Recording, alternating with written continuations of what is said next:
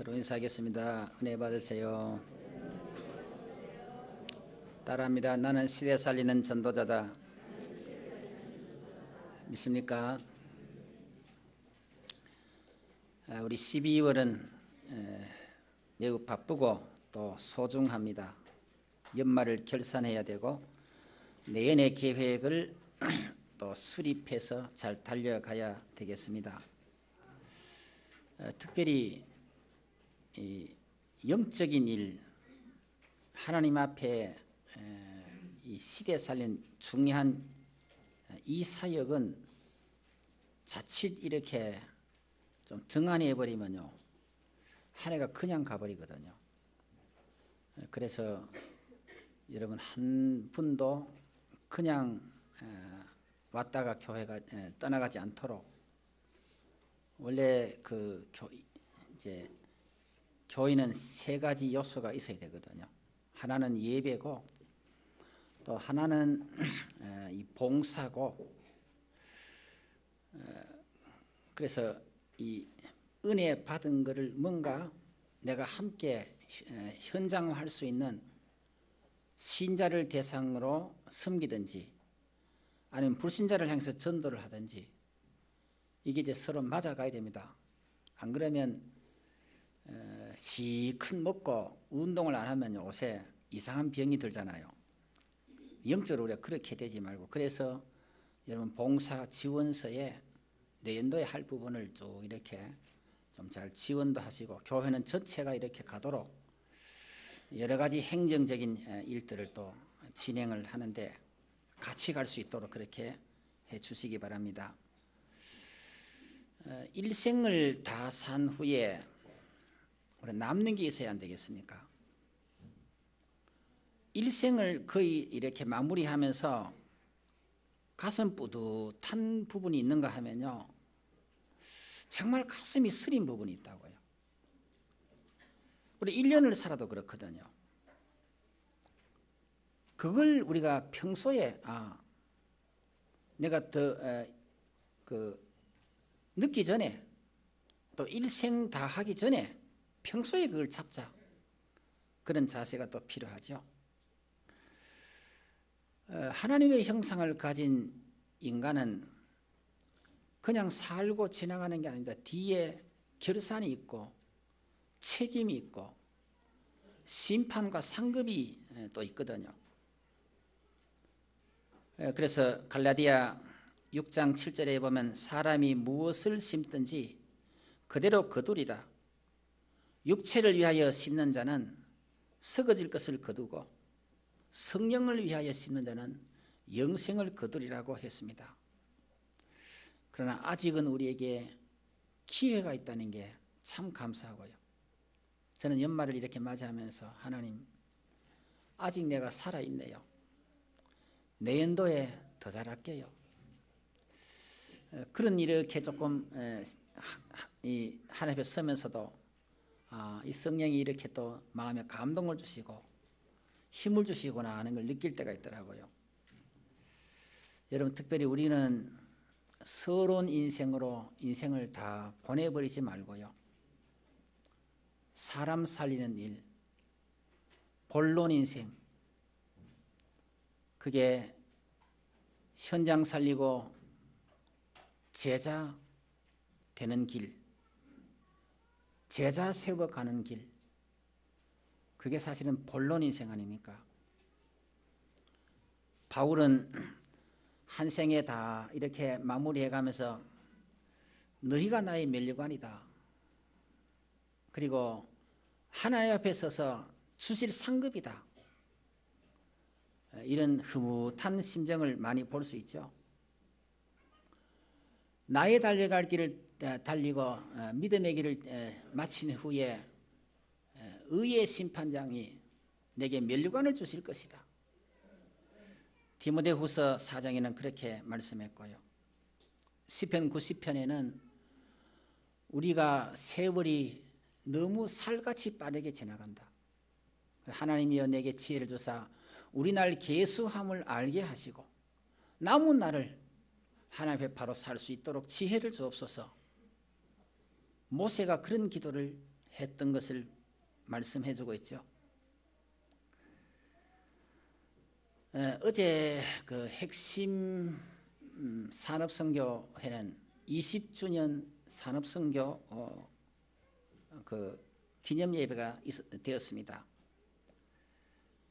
그게 그 첫 서론에 참 마음에 딱 귀에 들어오던데요.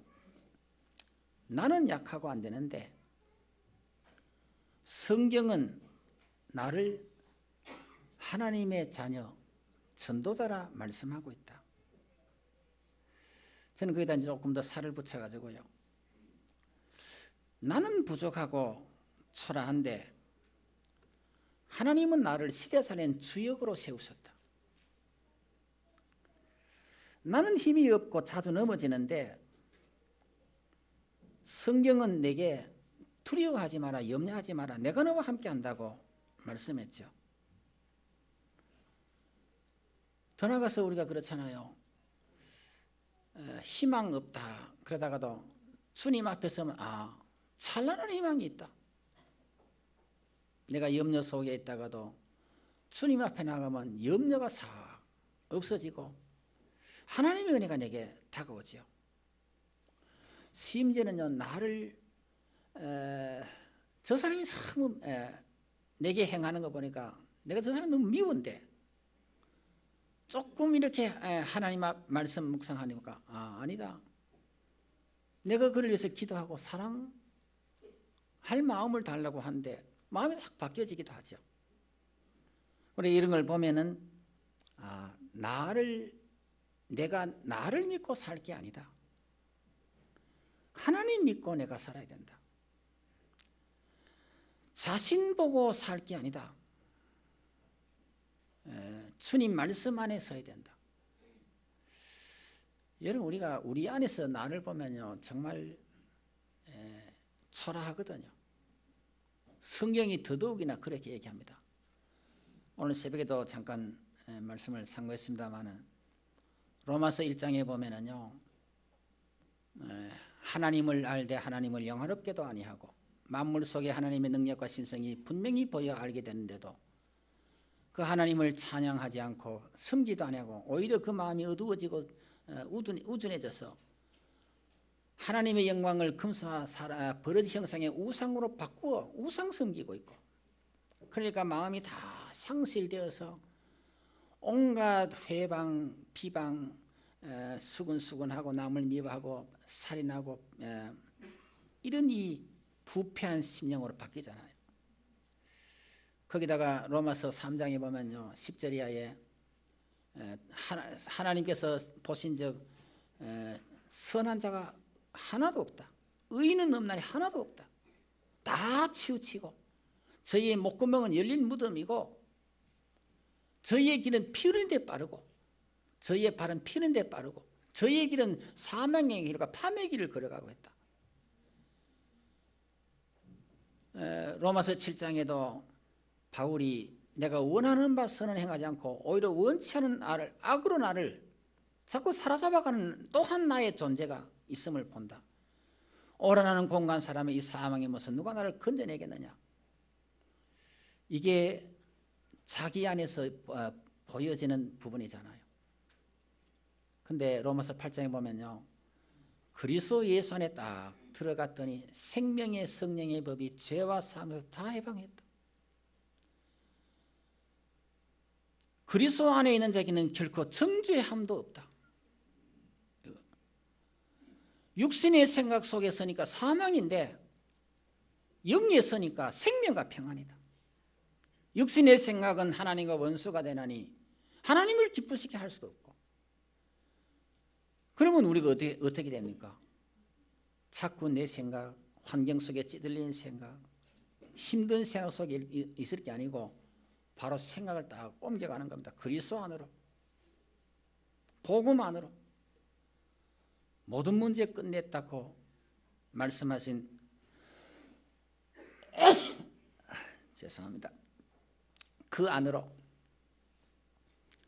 그리스도께서 다 이루셨다고 하는 그 속으로. 그러다가 또 내가 약해지거나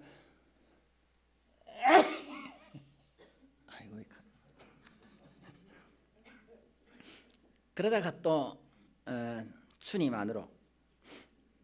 그래서 우리는 사망에서 생명으로 옮겨느니라. 옮긴 곳으로 자꾸 가야 되죠. 연약한 데서 완전케 하신 안으로. 길이 없으면 못 가는데 이제 길이 있잖아요. 또 그곳으로 가는 겁니다. 근데 그게 하나의 허상이고 공상의 세계가 아니고요. 말씀에 기록되었다면 그게 사실이거든. 우리가 오히려 고민하고 힘들고 하는 그게 불신앙이고 그게 잘못이고 그게 허상이고, 히브리서 11장에 말씀한 대로 믿음은 바라는 것들의 실상에 보지 못하는 것들의 증거니 이로써 선진들이 증거를 얻었다고 하는 그 하나님 말씀 속에 딱 서는 것. 그랬더니 그게 또 실제로 되어져 버리고. 이게 우리가 믿음의 세계죠. 믿음이 없이는 하나님을 기쁘시게 하지 못하나니, 하나님을 기쁘시게 하자는 반응이 믿음을 가지고.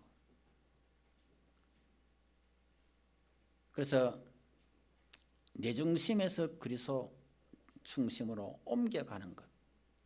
골로새 1장 14절에도 우리를 흑암의 권세에서 건져내서 그 아들의 나라로 옮기셨으니,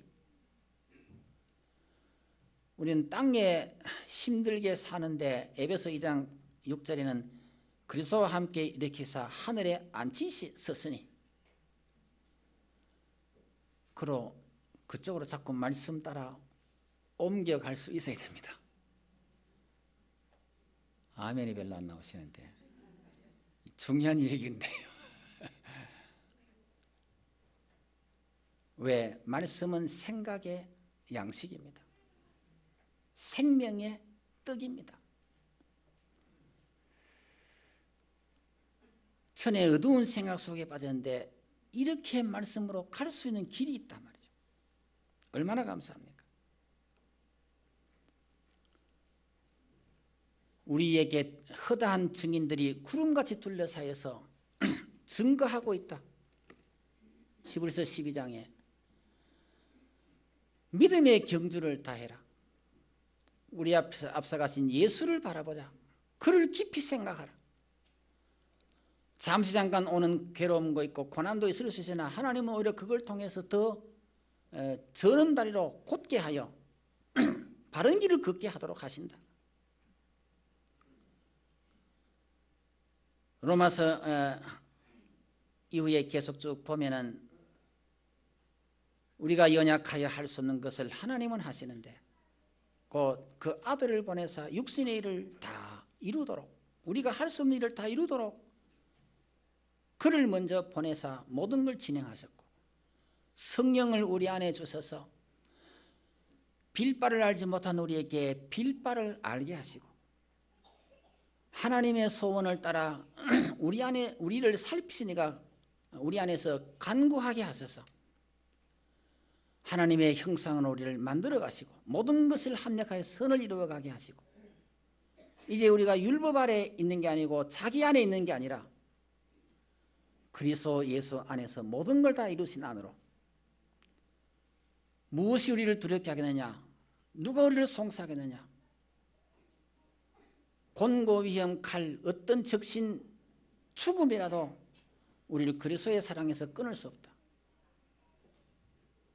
그리고 우리가 이 세계를 보고 아멘, 있군요, 감사합니다, 믿습니다, 이렇게 자꾸 가는 것이 믿음의 세계인 줄 믿습니다.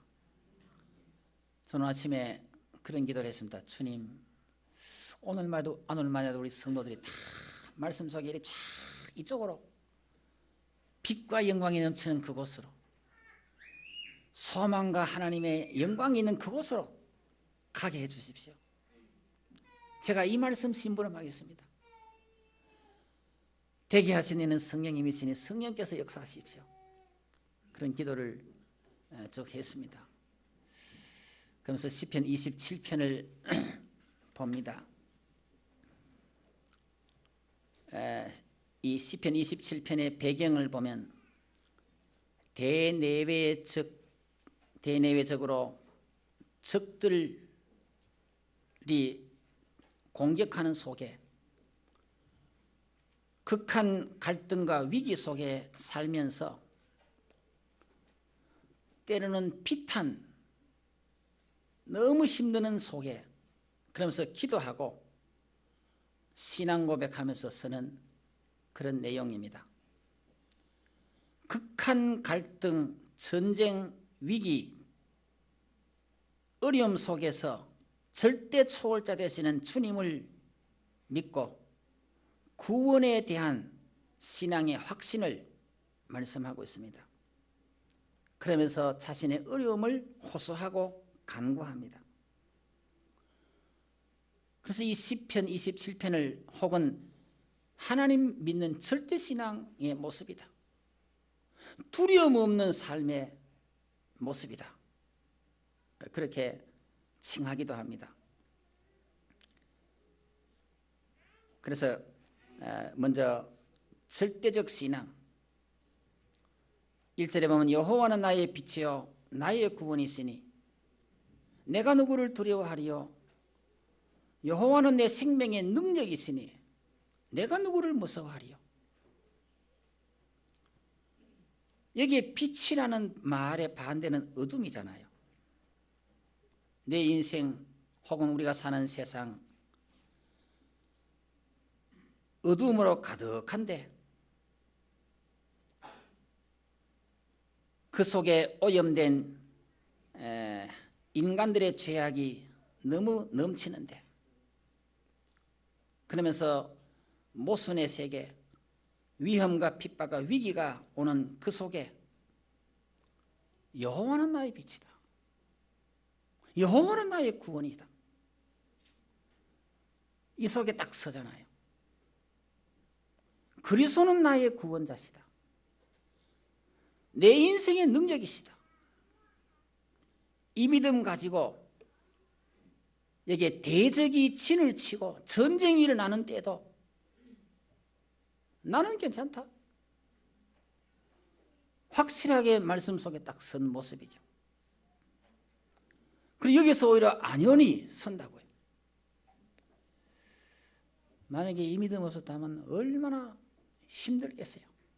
고민하겠어요. 아니면 사람들 쫓아가 다니고 막 베리벨 노력을 다해도 끝도 밑도 없겠죠. 근데요, 이 주님 안에 주님의 참된 빛 앞에 딱 서니까 그리고 구원자 되신 주님 안에 딱 서니까 그리고 그 능력의 생명의 능력 되신 주님 안에 내가 서니까 이 설 줄 아는 사람이 다윗이었고 여러분도 이렇게 설 수 있는 힘이 있을 줄 믿습니다. 이게 우리가 믿는 믿음의 세계입니다. 말씀이 증거하고 있는 세계입니다. 하나님 떠난 사람들과는 다르게 우리는 하나님을 만난 자잖아요. 여호와를 아는 자지요. 여러분 그리스도를 알고 누리는 자죠. 그러면 사실은 근본 문제 다 해결됐고요. 인생 모든 문제 다 해결된 속에 들어가 있습니다. 이 해답이 흑암 중에 빛입니다. 멸망 중에 구원입니다. 나는 무능하고 연약한데 그리스도가 내게 참 능력이 되신다. 그는 내 생명의 능력이다. 신약에도 얼마든지 많이 연결되어 있죠. 고린도후서 4장 7절에 나는 질그릇 같은데 내 속에 보배가 담겨 있으니 능력의 힘이 큰 것이 내게 있는 게 아니라 그에게로부터. 그래서 내가 사방으로 우겨사임을 사이는데 그래 나는 안 사이고 거꾸로뜨림을 당하는데 안 망하고 죽임을 당하는 양처럼 몰려가는데 오히려 오뚜기처럼 생명의 능력이 내게 나타나고 그거는 능력이 내게 있는 게 아니고 내 안에 있는 그리스도로부터 되어지는구나. 이 맛을 바울이 고백했는데 이 같은 신앙을요 다윗이 증거했죠. 오늘도 우리에게 같은 신앙 고백이 함께 되어질 줄 믿습니다. 그래서 우리가 자꾸 복음을 누려야 됩니다.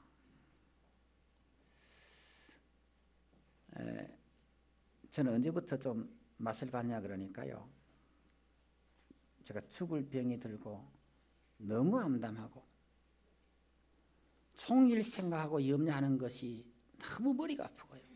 왜? 소망이라는 건 빛이라고는 하나도 없어요. 언제 죽을지 모르는 상황이. 벌써 사람들의 동정 어린 눈은 다 떠날 정도였고요. 그럼 사람 의지할 데도 없어요. 그 눈물로 툭툭 떨어질 때 참 기가 막히더라고요. 근데 그때 주님 은혜를 받았어요. 그 은혜를 조금 맛을 보고 그 속을 들어가니까요, 살 길이 보이더라고요. 비치더라고요. 지옥 같은 속에 있다가 그걸 보니 맛을 보니까요, 자꾸 그걸 그쪽으로 가고 싶어요. 그러니까 시간 있을 때마다 성경 보고 기도하고 찬송하고. 근데 많은 것이 치유도 되고요, 많은 걸 바꿔주시기도 하시더라고요. 여러분 인생이 어렵습니까? 그러면 더더욱 주님 앞으로 가십시오. 어둡습니까? 빛 속으로 가세요. 암담합니까? 고민됩니까? 완전한 그리스도 안으로 들어가십시오. 그분이 멀리 계시는 게 아니잖아요. 너희 안에 있고 너희 입에 있다 그랬잖아요. 부르면 되고 믿으면 되고, 보증으로 성령이 우리 안에 와 계시고, 얼마나 감사합니까?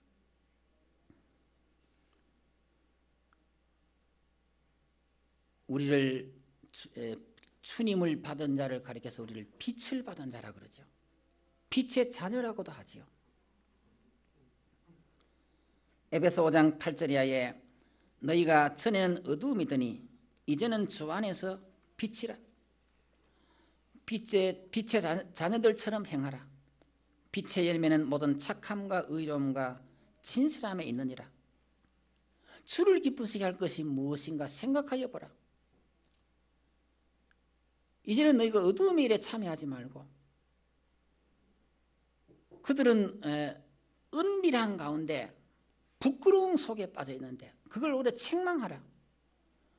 어두운데 빛이 비치라 하시던 말씀대로 너희 가운데 빛이 비추었느니라. 우리가 이 빛을 받았습니다. 할렐루야. 이사야 60장 1절에 일어나라, 빛을 발하라. 여호와 영광이 네 위에 임하여 있다. 온 땅이 만민이 캄캄한데 어두운 데 빠져 있는데 우리가 그리스도의 빛을 받았으니까 일어나라. 그 빛을 발해라. 조금 빛을 발했더니만은 열왕의 왕들이 우리에게 나오고 그들의 자녀들이 나오고 스바의 부요가 우리에게 다가오고 너희 얼굴이 화창해지고 하나가 천을 이루고 둘이 강국을 이룰 것이고 여호와의 때가 우리에게 다가왔다고 말씀하고 있죠. 마태복음 5장 13절에는 너희는 세상의 빛이라. 너희는 세상의 소금이라. 불을 켜서 등잔 위에 세워 놓을 것이지 말로 덮어놓는 사람이 누가 있느냐. 산에 있는 동네처럼 빛을 밝혀라. 소금이 만일 그 맛을 잃으면 무엇으로 싸게 하겠느냐. 너희가 세상의 소금이다고 말씀하죠. 우리가 하나님을 만나기 전에 주님과 떠나 있을 때는요, 그리스도를 모를 때는요, 모든 게 저주, 재앙, 죄 가운데 운명 속에 사단의 지배 아래 빠져 있었습니다. 그러니까 자기도 잃어버렸어요. 내가 누군지도 모르고 왜 사는지도 모르고 어디로 가야 지는지도 모르고, 그래서 동물적 수준에 먹는 것 때문에 싸우고 먹는 거 있으면 되고, 근본 문제도 인생의 해답도 몰랐잖아요. 그런데 그리스도가 우리에게 빛으로 다가오셔서 하나님 알게 되고 절대자가 계시는 걸 알고 완전자가 나와 함께 계심을 믿고 내가 하나님의 자녀라는 사실이 회복되고 우리에게 신분 권세가 주어졌고 당하던 사단을 오히려 꺾을 수 있고 결박할 수 있는 권세를 주셨고 천사가 동원되고 우리의 미래가 영원한 천국으로, 심지어 오는 죽음도 죽음이 아니라 부활의 과정이 이런 하나의 과정이 될 뿐, 그러니까 그분 안에서 두려워할 것도 없다, 무서워할 것도 없다. 자신을 애워싼 대적 때문에 근심할 것도 없다, 염려할 것도 없다. 여호와를 믿음으로. 이게 오늘 주어진 말씀의 흐름이죠. 어떤 심리학자가 그런 말을 했더라고요. 사람에게는 75가지의 공포증이 있대요. 사람에 대한 공포증, 이게 대인 기피증, 대인 공포증도 있고요. 재물에 대한 가난의 공포증도 있고요. 전쟁에 대한 공포증, 질병 때문에 인한 공포증도 있고요. 가족이 어떻게 되면 어떻게 하느냐, 내 혼자 살면 어떻게 되느냐, 미래에 대하여, 불안에 대하여 정신적으로 혹은 사업으로, 심지어 요즘 많은 젊은이들은 결혼 공포증 때문에 결혼 못 한대요. 결혼해가 내가 손해보면 어떻게 되느냐. 거기다가 성경에는 두려워 말라가 365번이랍니다. 매일매일 두려움이 온단 말이겠죠. 근데 매일매일 두려워하지 말라고 성경은 말씀하고 있죠. 여러분, 이 모든 해답이 그리스도 안에서 다 끝나버렸습니다. 그리스도가 모든 해답입니다. 근데 살다 보면 또 무서워하고 두려워하고 그럼 또 그리스도 하면 됩니다. 또 암담하고 어둡다 싶으면 또 그리스도 하면 됩니다. 그러면 빛이 내게 비춰오요 여호와의 신이 내게 그 이름을 부른 자에게 성령으로 역사하십니다. 이렇게 자꾸 하다 보니까 복음에 자꾸 복음으로 각인되고 복음으로 자꾸 뿌리가 내려져가고 복음 체질이 돼가고 뿌리가 내려져가니까 복음 안에서 오는 자양분이 내게 자꾸 섭취가 되고 그 영혼이 자꾸 살쪄지고 그 얼굴이 화창해지고 생활에 감사가 일어나고 찬양이 일어나고 옛날에 두려워하고 무서워하던 게 다 떠나가 버리고 또 그리스도. 그래서 한 단어만 딱 기억하면 됩니다. 그리스도 안에 in Christ 혹은 with Christ, 주님 함께, 주님 안에, 이게 답이죠. 내 영혼이 은총 입어 중한제 짐 벗고 보니 초막이나 궁궐이나 그 어디나 하늘나라. 세상이 줄 수 없는 참된 평안이 우리 안에,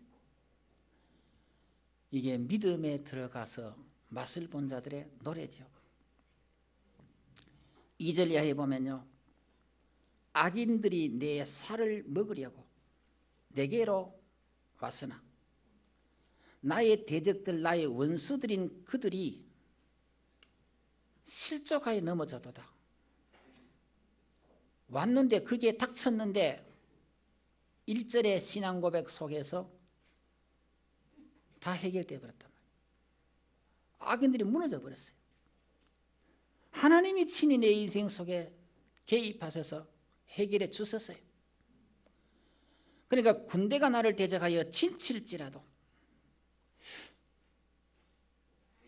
처음에는 한두 사람이 이렇게 공격해 왔는데 나중에 더 큰 세력이 와도 내 마음이 두렵지 아니하며 심지어 전쟁이 일어난 날을 치료할지라도 나는 여전히 태어나리로다.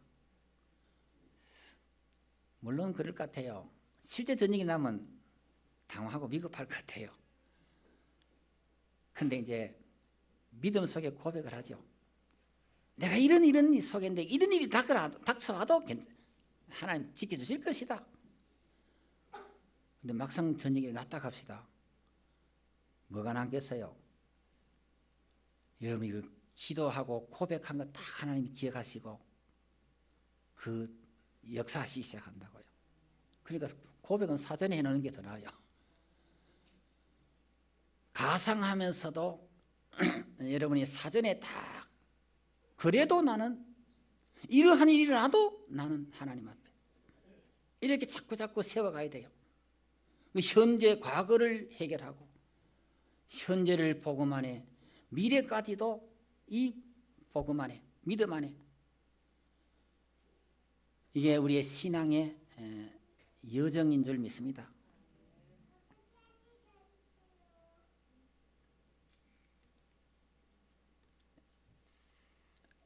실제로 다윗이 골리앗 앞에 나갔잖아요. 골리앗이 한 3m 정도의 크기로요. 들고 있는 창만 50kg 정도 되는 이걸 막 휘두르는 보통 힘든 장소 아니었죠. 근데 하나님 주신 힘 딱 다윗이 받으니까요. 너는 칼과 단창으로 내게 나오지만 나는 만군의 여호와 이름으로 내가 네게 나간다. 그리고 달려가면서요 돌을 던졌는데 그 거대한 골리앗이 딱 쓰러지잖아요. 그 순간만의 신앙이었겠어요? 물론 그 순간에 힘을 줬었겠죠. 그러나 그 이전에 평상시에 믿음의 바탕을 가지고 있었지 않느냐. 이 고백을 했으니까 실전에 하나님이 붙이고 실전에서 그대로 이루어지게 하셨지 않느냐. 우리 그렇게 볼 수 있죠. 신약의 그 사도행전 12장에 베드로가 감옥에 갇혔고 교회는 그를 위하여 간절히 기도하더라. 그날 밤에 하나님이 천사를 보내서 베드로를 감옥에서 건져내시고 헤롯을 충이 먹어 죽게 만들어버립니다. 할렐루야. 16장에는 바울과 실라가 감옥에 복음 전하다가 억울한 누명을 덮으시고 감옥에 갇혔어요.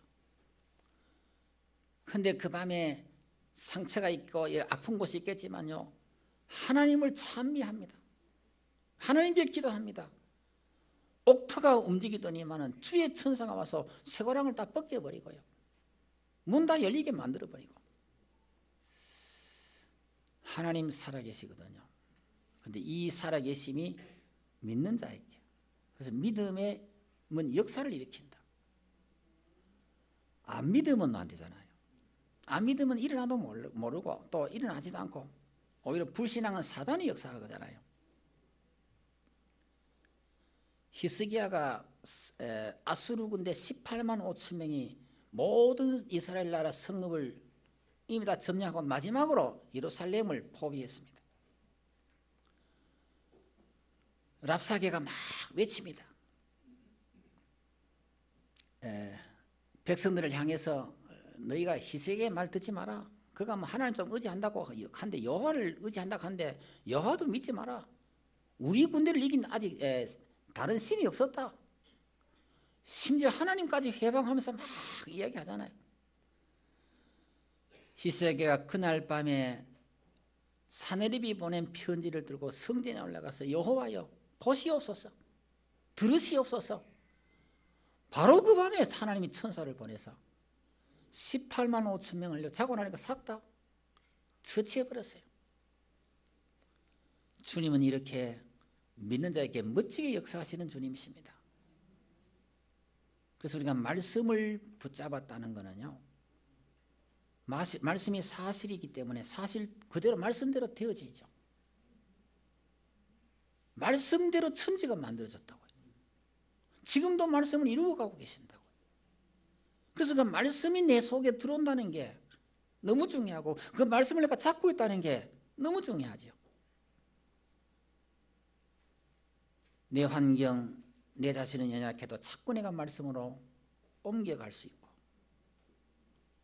또 말씀을 묵상하고 말씀 붙잡고, 이게 우리의 계속되는 신앙의 삶이겠죠. 그래서 27절에 보니까요, 4절에 내가 여호와께 바라는 한 가지 일, 그것을 구하리니 내가 곧 내가 내 평생에 여호와의 집에 살면서 여호와의 아름다움을 바라보며 그의 성전에서 사모하는 그것이라. 예배를 알았어요. 예배 중요성을 알았습니다. 주님의 아름다움을 사모하는 세계를 봤어요. 그거 잃고 싶지 않았던 겁니다. 그것만 있으면 된다고 할 정도로 그걸 붙잡았습니다.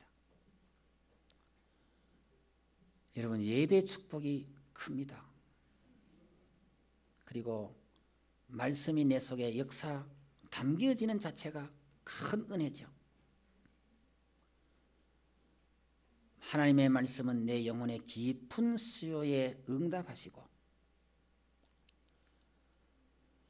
내 모든 깊은 바라는 것들에 실상이 딱 되게 하시고, 세상의 어떤 것으로도 만족할 수 없는 참 만족과 은혜를 우리에게 주시는 것이죠. 그러면서 7절에 쭉 기도를 하는데요, 여호와여 내가 소리내어 부르짖을 때에 들으시고 또한 나를 긍휼히 여기사 응답하소서. 너희는 내 얼굴을 찾으라 하실 때 내가 마음으로 주께 말하되 여호와여 내가 주의 얼굴을 찾으리이다 하였나이다. 부를 때에 들으시고 응답하시는 주님 앞에 기도하죠. 소리내어 부르짖기도 하죠. 주의 얼굴을 찾기도 합니다. 신명기 4장 29절에 보면 너희가 마음을 다하여 그를 찾으면 그를 만날 것이다. 마태복음 7장 7절에 찾으라 얻을 것이고 두드리라 열릴 것이고 구하라 주실 것이다. 악한 자라도 자식에게 줄 줄 아는데 하물며 선하신 하나님이 안 주시겠느냐 말씀하셨죠. 그러면서요, 우리 인간에게는 부모가 제일 좋잖아요. 근데 주님이 부모보다 더 좋아요. 부모는 때로는 그 한계가 있어서 때로는 자식이 버려지기까지 하는 수가 있어도 하나님은 그렇지 않다. 주님은 나를 언제나 영접하신다. 우리가 만난 하나님은요, 부모보다 더 좋은 분입니다. 부모도 물론 좋지만은 부모님보다도 더 좋은 분이죠. 그러면서 여호와여 주의 도를 내게 가르치시고 내 원수를 생하셔서 평탄한 길로 인도하소서. 내 생명을 내 대적에게 맡기지 마소서. 그들이 위증자와 자꾸 거짓말을 하고요, 계속 악을 토해내고 자꾸 나쁜 말을 하고 흠잡고, 근데 거기에서 그러면서 나를 치려합니다. 그런데도 주님은 나의 모든 것을 막으시고 인도하시고 역사하십시오. 그 기도죠. 여기서 보여진 대로 주님은 완전하신 분이다. 절대자 되신 분이다. 정말 믿을 만한 분이다. 그분 안에 다 있다. 보여지죠. 그러면서 내가 계속 주를 배우고 주를 바라고 주를 기다리겠습니다. 주님 앞에 가르침 받는 게 중요합니다. 내가 모르니까, 내가 자꾸 불신앙했으니까.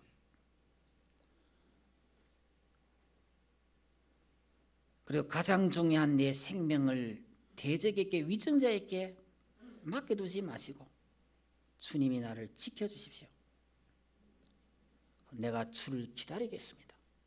단방 응답이 안 오더라도 그 주님을 나는 믿고 기다리겠습니다. 말씀을 맺습니다. 나는 나 혼자의 나가 아닙니다. 우리 성도들은 미래가 불안하거나 망할 사람도 아닙니다.